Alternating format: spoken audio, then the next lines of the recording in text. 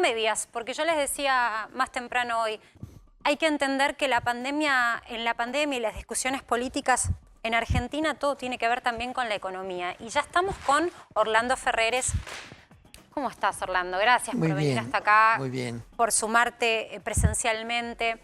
La verdad es que Orlando es titular, por supuesto, de la consultora que lleva su apellido, pero me parece central un poco este debate, ¿no? Que es las consecuencias de determinadas decisiones políticas sobre la economía. Hoy más temprano planteábamos, ¿habrá tenido que ver en la suba del contado con liquidación, uno de los dólares paralelos pero legales? La suba que se dio hoy, en un momento tocó los 160, después bajó un poco por intermediación también de venta del gobierno. ¿Habrá tenido que ver todo este ruido, la Corte Suprema de Justicia? Seguramente que sí, tuvo que ver. Porque es un mercado que funciona mucho por rumores, funciona porque es un mercado libre y que depende de variables que no están dispuestas controladas por el Banco Central del todo. Tiene que intervenir vendiendo bonos o vendiendo dólares y de esa manera logra regular el precio. La verdad que lo logró bastante bien en los últimos tiempos porque estuvo el dólar paralelo, estuvo a 195 pesos y ahora está a 160, 156 creo que está hoy. Creo que ese número muestra más bien la operatoria del Banco Central, o sea que estuvo bien, pero siempre que se generan ruidos y dificultades, aparece esta suba. Es un desafío, ¿no? Contener la brecha, en realidad, que es la separación entre el tipo de cambio oficial y los paralelos. Claro, porque está más o menos, va a quedar así hasta fin de año, yo creo que eso te iba a decir. Esta diferencia, yo digo que es un divorcio, en realidad, porque es un 70% la diferencia. Sí, más o menos 70, 65, 70. ¿Vos proyectás que esa diferencia se va a mantener? Se va a mantener, sí, porque además también existe el impuesto país que te lleva a 165, o sea que si no eliminan ese impuesto, obviamente el mínimo para bajar está ahí, en ese valor, no va a ir más abajo. ¿Por qué tocamos el tema dólar? Por supuesto que el que tiene un ahorro siempre en Argentina piensa cómo resguardarse y el dólar ha sido siempre una de las herramientas. Es un resguardo. Es un resguardo. ¿Va a seguir siendo un resguardo? Yo creo que sí va a seguir siendo un resguardo porque en Argentina se confía mucho en otras monedas y la moneda más confiable acá para los argentinos es el dólar. Obviamente también tiene una inflación que puede ser hasta el 2% anual, todavía no lo es, pero puede llegar a ser, y esa es lo que está establecido ahora por Biden, que hasta que no llegue a 2 no, van a seguir poniendo dinero en el mercado. Pero yo creo que la Argentina confía mucho en el dólar y tiene confianza de que se va a mantener en el tiempo su valor. Mantener, pero digo, ¿no ves un escenario, pese a ser un año electoral, un año de pandemia, un año donde hay puja política, ¿no ves un escenario en donde salte el dólar y de pronto tengamos una situación de nerviosismo como se vivió el año pasado? Yo creo que no va a haber esa hecatombe que salta el dólar, no tiene ningún límite. Yo creo que no. Hoy, por ejemplo, nosotros calculamos el índice de precios al consumidor que lo sacamos del mes de abril y nos dio 4, ¿no? Pero quizás al INDEC le va a dar algo menos, pero también estos son ruidos que a veces generan los propios mercados, que están teniendo una inflación muy alta. Entonces la gente dice, bueno, ya hace mucho tiempo que tienen el tipo de cambio muy controlado, tendremos que dejarlo subir. ¿Sabes qué? Miro para abajo porque me anoté, hice los deberes, me anoté una frase de tu último informe que me dejó pensando, digo, qué terrible la problemática que tiene Argentina con su economía. En la última década Argentina superó todos los años el 20% de inflación anual. Es decir, no encontramos en el registro de los últimos 10 años inflación menor al 20%. Tal cual. ¿Qué nos pasa? ¿Por qué otros países desde mucho más tiempo, salvo algún año de la convertibilidad, los demás desde el año 1945 hasta ahora, siempre ha habido 15, 20, 50, hiperinflación 2 veces. O sea, es un país que no controla el gasto público y cubre la diferencia con emisión. Entonces esa expansión monetaria es lo que produce un aumento muy grande de los precios. Hay una realidad también, ¿no? Uno mira en pandemia y se reclama también asistencia de distintos sectores, ¿no? Claro. Asistencia por parte del gobierno a sectores vulnerables. Pero no solo a los sectores más pobres de la Argentina, sino también ahora la clase media que dice con estas restricciones estoy mal, no puedo facturar, estoy mal, ayúdame. Hay como una demanda, más allá de que es un año electoral, hay una demanda de asistencia por parte del gobierno. y la realidad es que no hay caja. Con lo cual, esto que planteás vos de la emisión, pareciera ser que es difícil que se corte este año, ¿no? No, es difícil, no se va a cortar, porque además la recaudación está aumentando bien, la de la AFIP. Está dando más resultado que los gastos.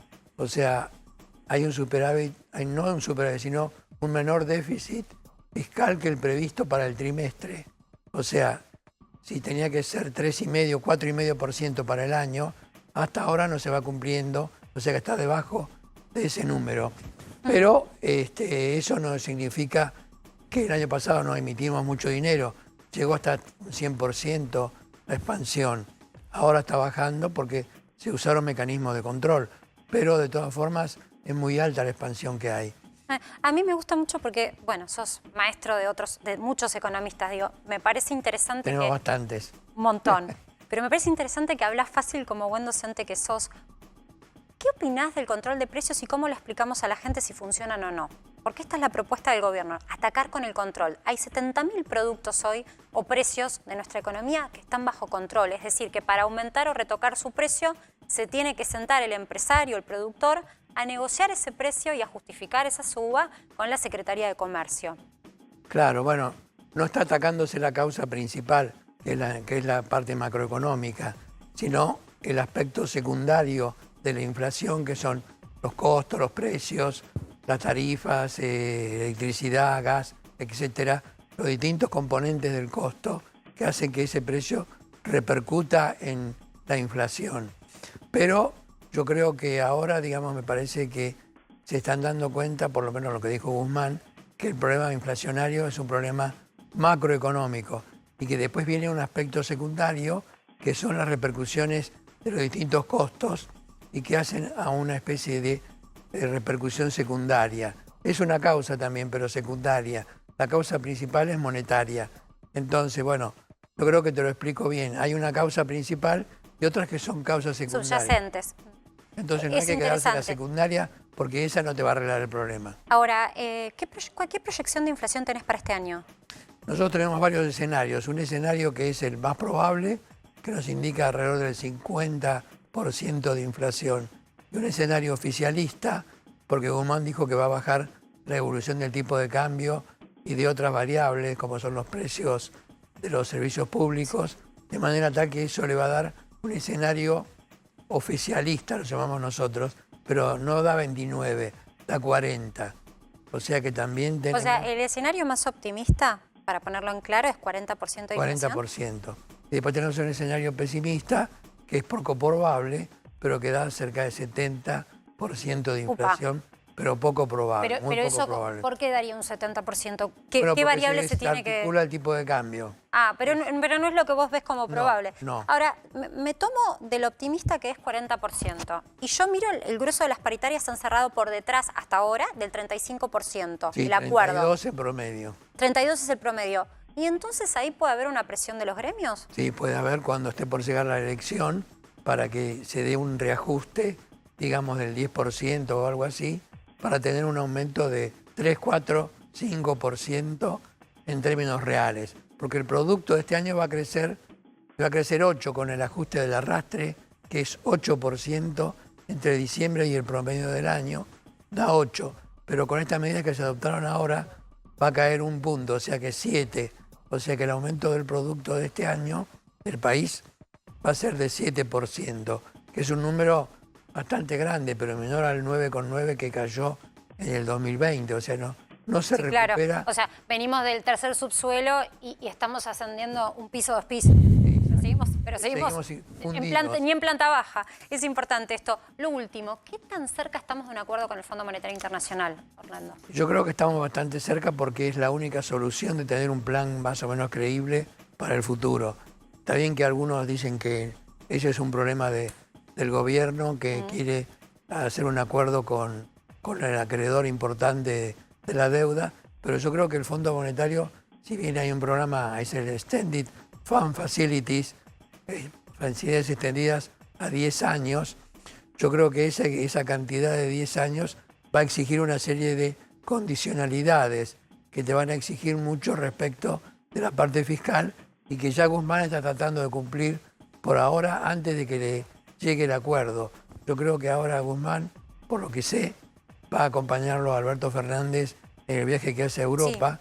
Y entonces París, yo creo Italia. que Roma, van a ir a varios lugares donde él ya estuvo, donde lo va a acompañar para decirle, digamos, que se ve que se mantiene la unidad de economía y que está todo bien, digamos, que no hay tanto problema como se surgió en los medios, que yo creo que es más real que de los medios, pero con el subsecretario de Energía Eléctrica. Pero yo creo que el acompañarnos en el viaje a Europa lo va a ayudar bastante a Guzmán a reforzarse. Ahí, digamos, en eso le va a dar un poco de estabilidad al gobierno y entonces el acuerdo con el fondo, que era tu pregunta, yo creo que se puede llegar a confirmar una vez que se esté superado eso. Gracias, Orlando. No es economista, es maestro de economistas. Muchas gracias. Muchas gracias por acompañarnos hoy. Gracias.